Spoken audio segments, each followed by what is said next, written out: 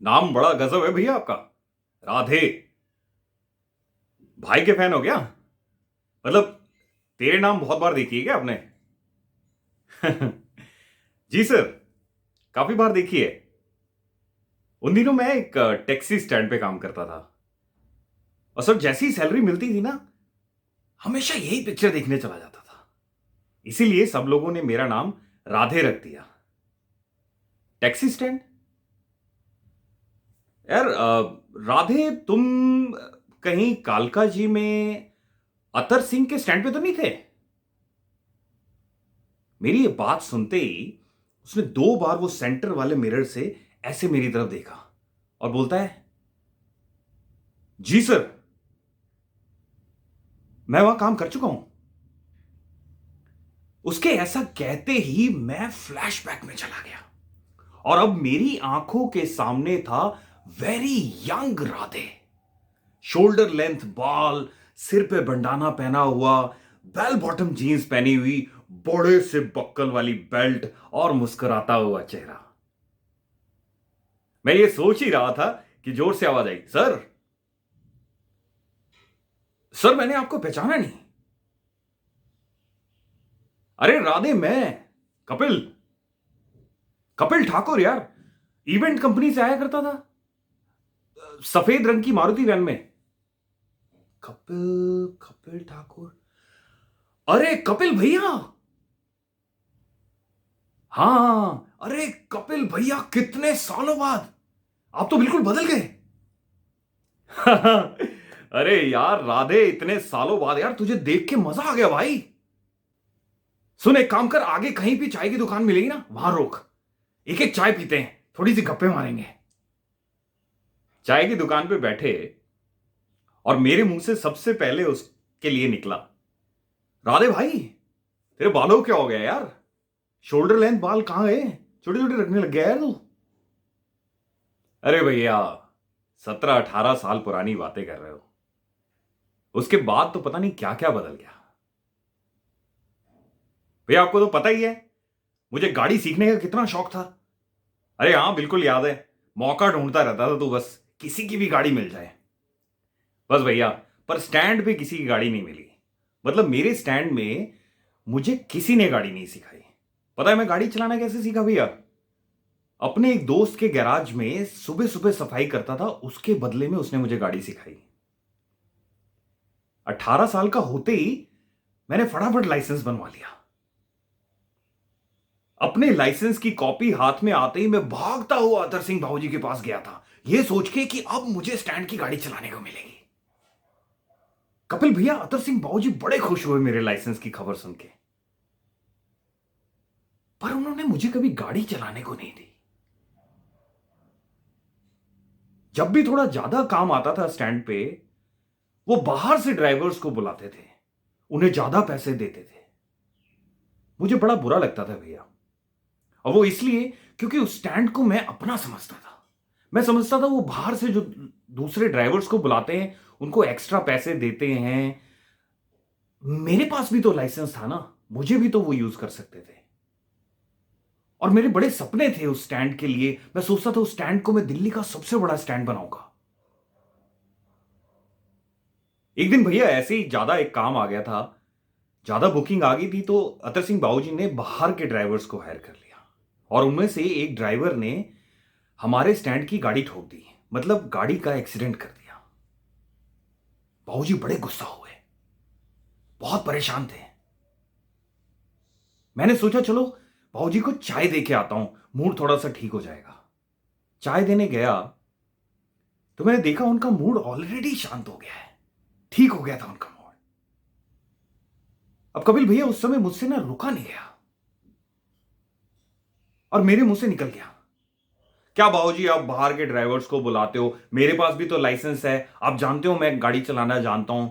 मुझे क्यों नहीं आप गाड़ी देते चलाने के लिए? मैं आपकी गाड़ी ध्यान से चलाऊंगा। और बाबूजी मैं आपसे प्रॉमिस करता हूं कि मैं आपका साथ देके ना इस स्टैंड को दिल्ली का सबसे बड़ा स्टैंड बनाऊंगा। मेरी बात सुन के अतर सिंह बाबूजी को ना जाने क्या हो गया और मुझे कहते हैं, बेटा तू जरा अपना हिसाब बता, और पैसे ले और निकल यहां से। आइंदा से ना मुझे अपनी शक्ल भी मत दिखा दियो। चाय बनाने वाला, गाड़ी साफ करने वाला ड्राइवरी करेगा, वो भी मेरे स्टैंड पे, मालिक बनेगा। ऐसा कह के उन्होंने मेरा हिसाब कर दिया। 4-5 महीने कोई काम नहीं था,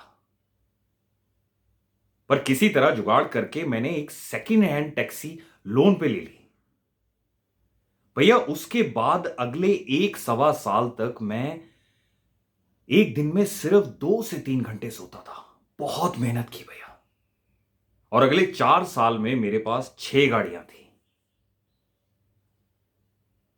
अब दिल्ली में मेरा खुद का टैक्सी स्टैंड था। और भैया आपके आशीर्वाद से आपके छोटे भाई ने मेहरौली में एक छोटा सा घर भी ले लिया था।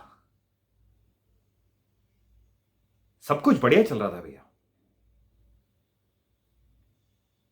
पर एक दिन जून 2016 में गांव से खबर आई कि बड़े भैया नहीं रहे। मैं गांव पहुंचा तो पता चला कि भैया ने कोई नया काम शुरू करने के लिए 35 लाख रुपए का कर्ज ले रखा है। और मेरे सामने कर्जदारों की लाइन सी लग गई थी। वो कर्ज अब मुझे ही चुकाना था। वो इसलिए कपिल भैया क्योंकि भाभी और 2 छोटी बच्चियों का मेरे अलावा और कोई नहीं था।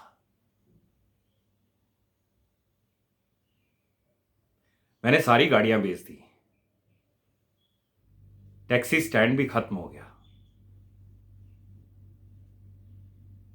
और मैं अपने ही मकान में आज किराएदार बन के रहता हूं, क्योंकि मुझे घर भी गिरवी रखना पड़ा। राधे यार, इतना कुछ हो गया तेरे साथ?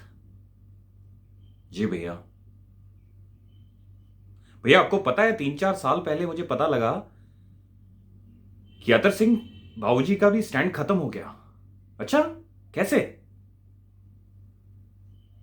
भैया पता लगा कि वो जितने भी पुराने ड्राइवर्स थे वो उन्हें छोड़ के चले गए, और जो नए आए थे उन्होंने अंदर ही अंदर चोरी की, उनकी गाड़ियां खराब की और अंदर ही अंदर उनको खोखला कर दिया था।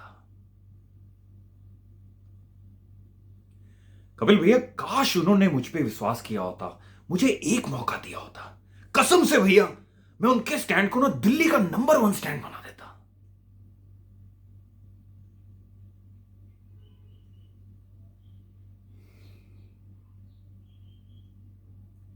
अतर सिंह ने अपने एक बेहतरीन एम्प्लॉय के टैलेंट और क्वालिटीज को नहीं पहचाना।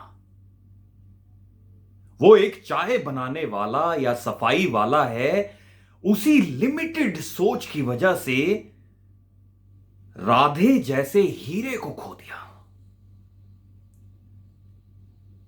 और शायद बाकी के पुराने ड्राइवर्स भी उसी लिमिटेड सोच का शिकार हुए। आज भी बहुत सारी ऑर्गेनाइजेशंस अपने इंटरनल टैलेंट्स को अप्रिशिएट नहीं करती हैं, ना कर पाती हैं।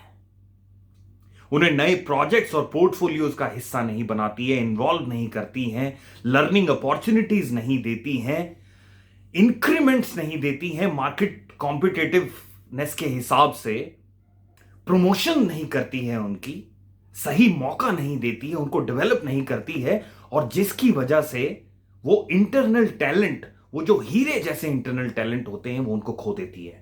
सिर्फ इसी सोच की वजह से वो डेवलप नहीं करते, क्योंकि उनको लगता है ये एम्प्लॉय 1 साल 2 साल 3 साल या 5 साल पहले जिस कॉम्पिटेंसी के साथ आया था, जिस माइंड सेट के साथ आया था, जिस स्किल नॉलेज और एटीट्यूड के साथ आया था, शायद उतना ही है अभी भी। पर इन ऑर्गेनाइजेशंस के मैनेजमेंट से मैं ये पूछना चाहता हूं कि अगर आप ये सोचते हैं कि वो वही एम्प्लॉय है जिनको आपने बहुत पहले हायर किया था, same attitude, same skill, knowledge and etcetera, which means you need to look into your own organisations culture. क्योंकि अगर आपका इंटरनल एम्प्लॉय डेवलप नहीं हो रहा है तो आपके कल्चर में कुछ इश्यूज है। message is all clear from this particular story, and that is, please develop your internal employees, recognize them, appreciate them, give them newer projects, involve them into newer portfolios. उनको right kind of increment दो, उनको right kind of promotion दो. Because अगर आप ऐसा करते हैं, you will certainly increase employ engagement, trust, profitability, productivity and loyalty.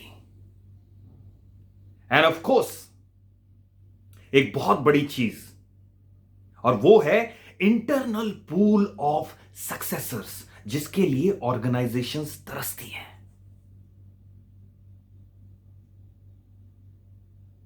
You were listening to Kapil Thakur.